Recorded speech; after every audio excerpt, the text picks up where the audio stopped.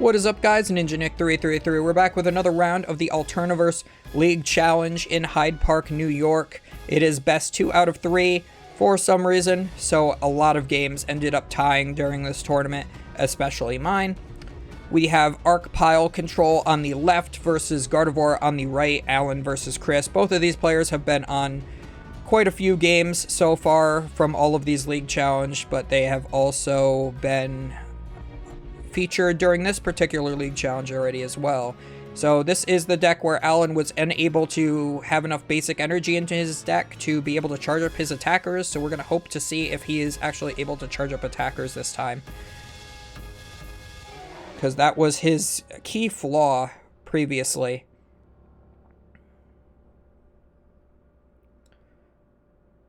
So we also see the Radiant Greninja start here from Chris. Not too bad of a start for a Gardevoir deck. That allows you to discard your Psychic Energy to draw a couple of cards. And it looks like he already has one of those in hand, along with a Battle VIP Pass as well. So he should be using that concealed cards before the Battle VIP Pass. Gives him the maximum odds to hit as many Ralts as possible. If you were to use the Battle VIP Pass first, then the concealed cards, you would have a lot harder of a time drawing into Ralts, of course, because 2 of them are already in play. So if you use the concealed cards first, maybe you'll draw into a Ralts or 2, and then you can Battle VIP Pass and get 3 or 4 into play turn 1. So sequencing, always very important in Pokemon. Looks like we are just going to Nest Ball. We're going to have a start with 2 Arceus Vs and a Bidoof. We never even saw the Bidoof really come out during any of Alan's previous games. We are going to see the Darkness Energy be attached to that Arceus V and just a pass. So Arceus always needs a turn 1 attachment in order for it to be able to Trinity Nova turn 2. Sometimes you prefer the double turbo, especially when you're going first. When your first turn is going second, because then you can Trinity Nova. Or Trinity Charge, rather. All these attacks sound so similar. But since your first attack, since you are going first, is likely going to be the Trinity Nova, as opposed to the Trinity Charge, you can feel safe just putting a basic energy down and then hoping for the double turbo on the next turn. So Chris is going to retreat here into the Mew. We're going to grab a rare candy off of that. Can't use that this turn because those Ralts just came into play this turn. This is the first turn. You can't evolve on your first turn. Would really love to see rare candy get errated back to what it used to be, where it could allow you to evolve into a stage 1 during your first turn or the turn that Pokemon came into play. I think it would make Gardevoir a lot more viable because I think a lot of people are overhyping the deck. It is really fun, but it just has not been performing at tournaments as well as you would think it would, because of course it is a stage 2 deck. Just takes too much time getting going, and all of the draw power that it has just doesn't seem like enough at times.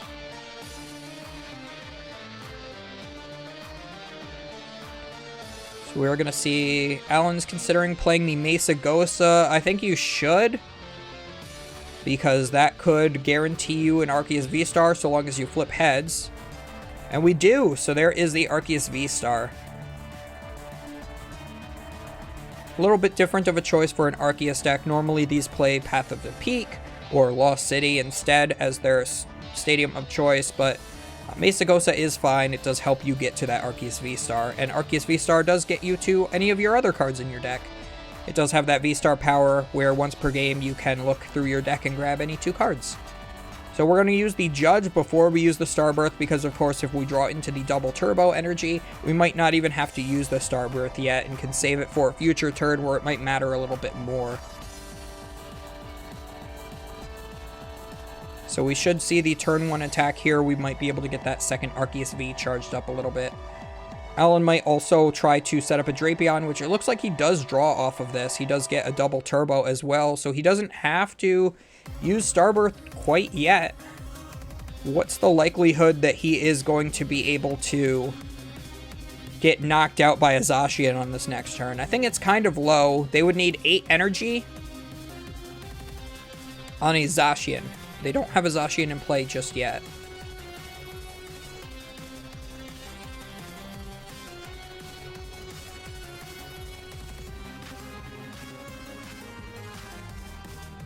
Are they having a disagreement on whether or not Alan can evolve this turn? Because he had that in play last turn. Either that or they're just talking about the art. Because this one only came out in a box set. Or no, this is the regular full art.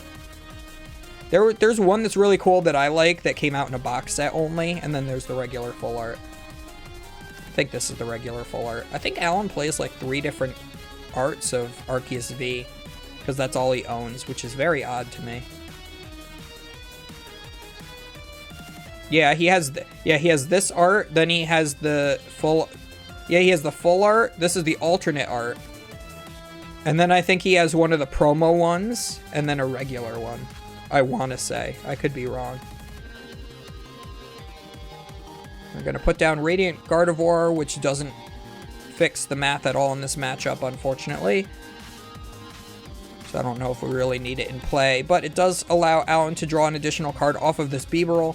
And we are going to be able to Trinity Nova, take the knockout on that Mew, and we can search our deck for up to 3 basic energies and attach them to our Pokemon V in any way we'd like. So probably just put those all on the Arceus V on the bench, or we could just put 1 onto the Arceus V on the bench because you were playing so few basic energies to begin with, as we saw in his previous match.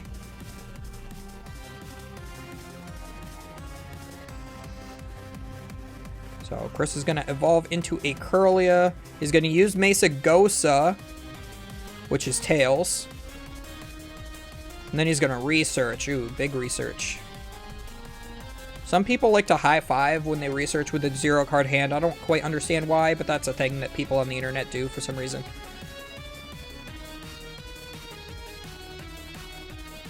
I'm going to Refinement away a Psychic Energy. We're going to level ball for another Kirlia. Or a Ralts. Looks like we're going to go for a Ralts this time. We already have double Kirlia, so that should be fine. Get as many Ralts into play as possible.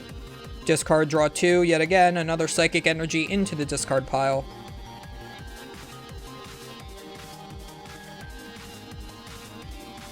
Gonna attach to the Memory Skip. Are we gonna Memory Skip this turn? That would be funny.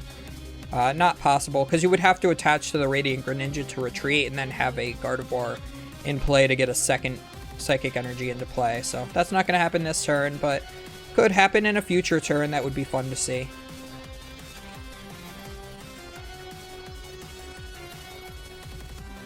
So I think Chris is probably just going to pass here. I don't think there's anything else he needs to do. Yep, so Alan draws...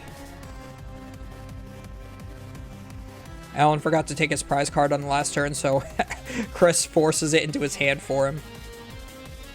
Alan's like, oh, thanks, it's a research. I could use that. So we're going to discard, looks like some sort of Pokemon. What was that? Oh, Luminion and Bidoof. I almost thought that was Vulpix, but I think he cut it this tournament. I remember Alan was being super secretive with his list. He wasn't showing anybody. He's like covering it.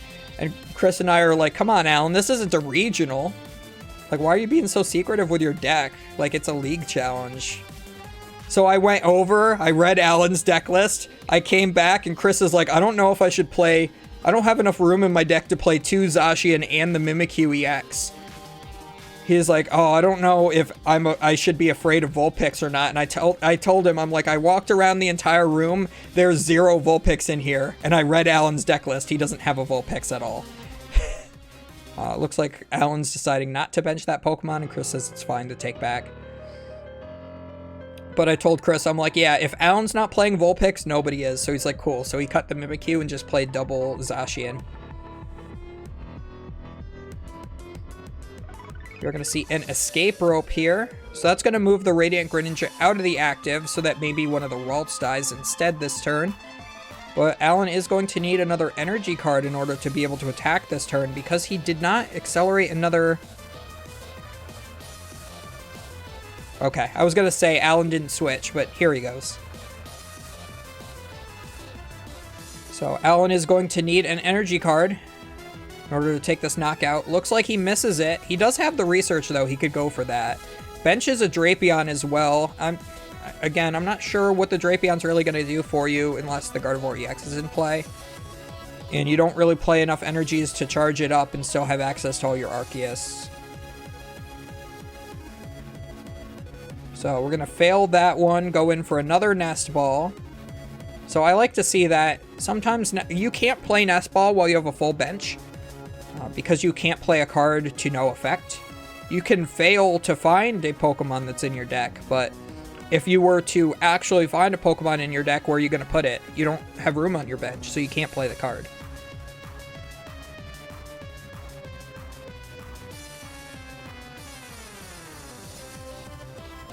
It actually mattered. There was a League Cup I was at where one of my friends was against a guy, and he Nest Balled with a full bench so that he could Beaver roll for one more, and I said, oh, nope, you have a full bench. He's like, I can't just fail it. And I'm like, no, you can't, sir. And he did whiff the card. It made me feel pretty good.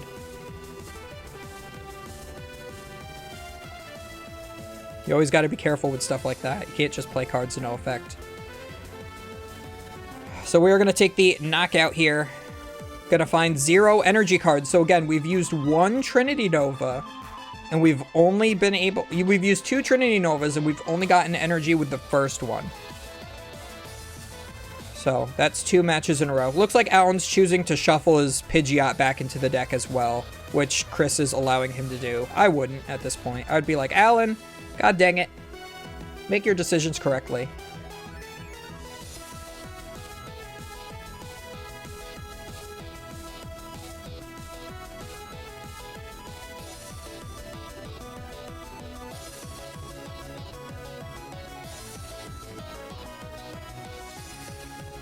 So we see Zacian Sky Seal Stone is pretty good here. If we can get the knockout right now, that would be pretty sweet. So we are going to retreat into it. So I'm assuming that means he has the 8 energy in the discard pile, or can get to that.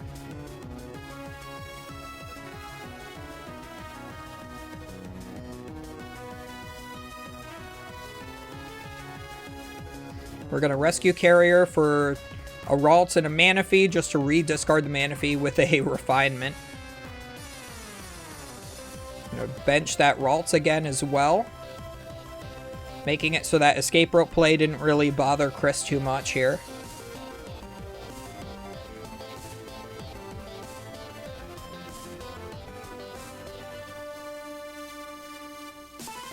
And we're going to Judge as well. So that's going to disrupt Alan's hand a little bit.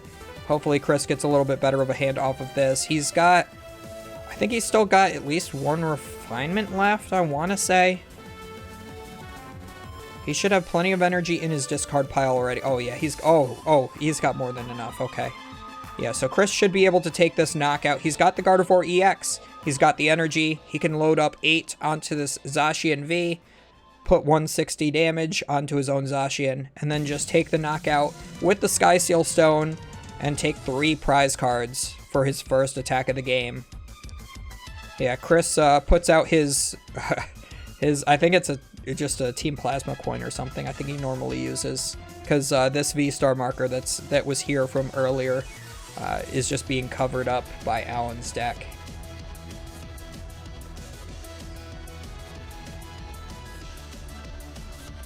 So yeah, we take the 3 prize cards. We have our 160 damage on us where we need it.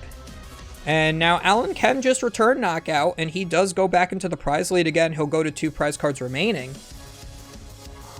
But because he doesn't have any energies left in deck that he can Trinity Nova onto this Drapion, I don't think that there's going to be any likelihood that Alan will be able to attack for the game. Ooh, Avery is really good here, though. Chris is going to have to discard Ralts Curlia or Ralts Greninja. He does go Ralts Greninja. And again, it looks like the kids are running around knocking my camera around, which is bothering me. While they're shouting obscenities at each other.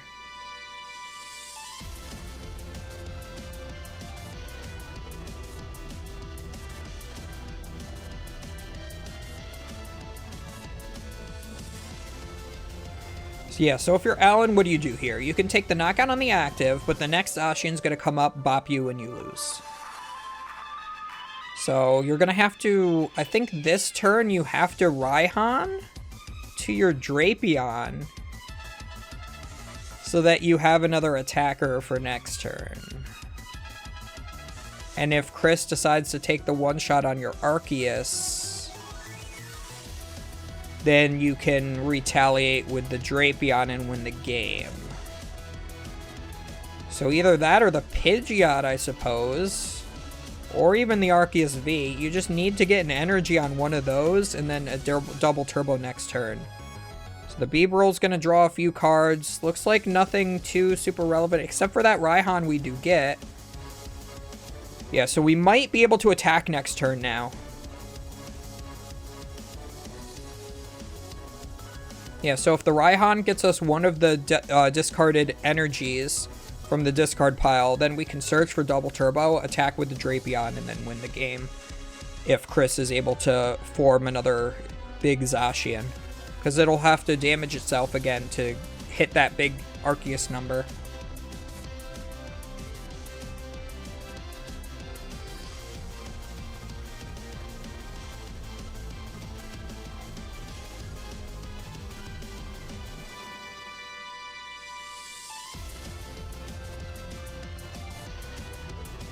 So Chris is going to level ball for a Kirlia. Already has the maximum amount of Kirlias and Gardevoirs in play, so not really going to be able to do anything with that, but discard it for a refinement. We're going to draw 2. We do have to find our Zacian, or we have to find a Shiny Arcana Gardevoir in a way to get enough energy onto it, because if we were to do 7 energy from the discard pile, that would knock itself out, and you're not allowed to do that. So you can only put a maximum of 6 from the discard pile. Chris isn't playing Champions Festival because he always sells those when he gets the Worlds.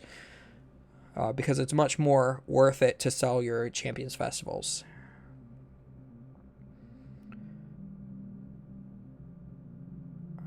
He would have to attach for turn. Yeah, so he would have to attach for turn and have Champions Festival in order to one-shot the Arceus V-Star with a regular Gardevoir. So it looks like he might be going for the Cresselia this turn. I don't know if that gets you far enough. I mean, I guess you could Cresselia, knock out the Beebrill, take 1 prize card, and then on the next turn, you can put your Zacian in play and one-shot, and that would do it. But in order to get the damage needed for the Cresselia, you will have to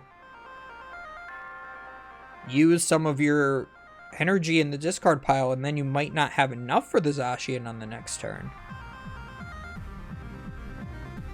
Plus, if Alan is able to, you know, somehow get 3 energy on that Drapion and boss up the Gardevoir, you would lose. But there's no world where he can do that. He needed that to be a double turbo last turn, and then he could, like, Raihan and attach for turn with the V-Guard or something like that.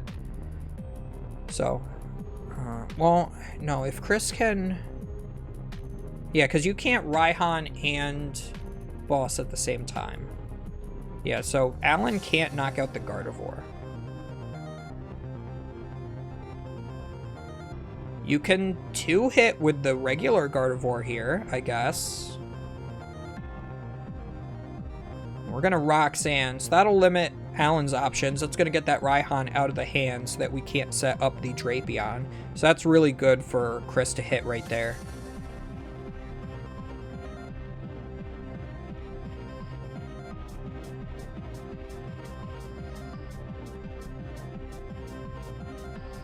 Chris is going to draw 6 cards after he shuffles his hand in. Alan's going to draw 2.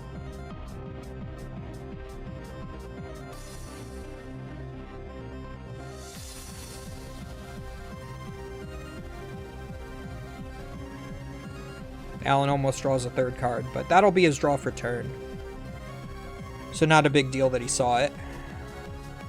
So Chris is going to load up as much energy onto this Gardevoir as he can.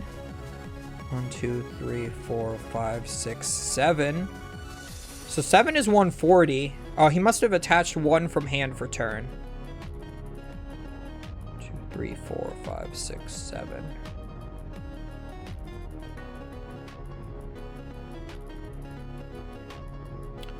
So 120. So he leaves that Arceus with some HP remaining. If Alan's able to get his... And he gets it. Why does he attach the energy here? Attach the energy to the Drapion. Or to the other Arceus V-Star. Why do you attach the darkness energy to your active there? I guess the Temple of Sinnoh's in play, so you have to attach to attack, but I think that you just try to get the stadium, and you do get it. You get the Mesa Gosa.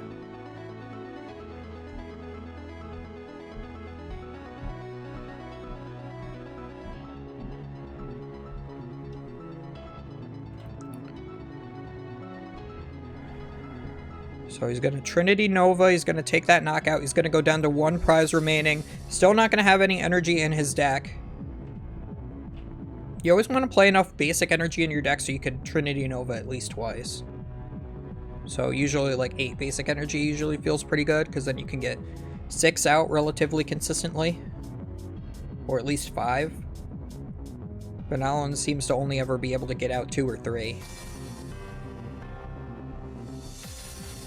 So we are going to charge up the Gardevoir EX, and since Alan did not attach that darkness energy to his Drapion, he's now not going to be able to take the knockout with the Drapion here.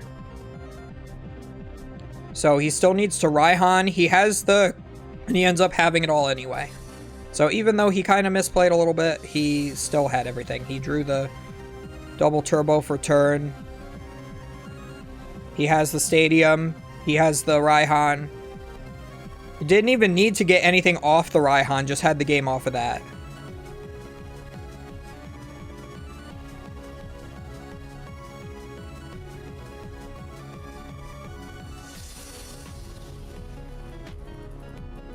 I think Chris is like, what happened?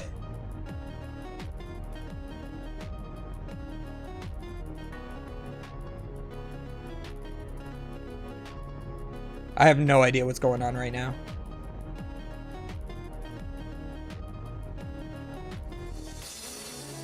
Would be better if I could hear them, but I'm listening to music instead. Oh, I guess they just played the best of 1 and then decided to be done with it after that, and then we just have all of this dead air. Okay. Okay. Yeah, they never hit pause on the video or stop, so we just have all of this dead air here until I eventually come in and find it and hit the stop button. So let's find out exactly how this game ended. Oh, hang on. In my hand, right? So if I go boss, put there. So if I go boss, put arrow, and then kill this person. Oh, I think Chris is just trying to figure out how he could have won. Sorry, one more time? So if he went boss Beeberl. Kill this with Persona. And then Alan's like, I had switch in hand, which he did. I have 1 prize left. Yeah. So Alan wins no matter what Chris did there. Just because Chris ended up being 1 turn behind. So that's what they're discussing. And I think after the 1 game, they're like, you know what, that's it, we're done. And I'm pretty sure... Yeah, I don't remember exactly who ended up winning the game. Or, no, Chris did, right? Yeah, I think Alan ends up giving Chris the win here. Even though Alan actually won game 1. Because Chris ended up going 3-0-1, I'm pretty sure I remember. And I was his tie. So, but as always, guys, do not forget to comment, like, and subscribe, and all of that good stuff up above, and we will see you guys next time for another league challenge or cup or something, I don't know. Whatever comes up next.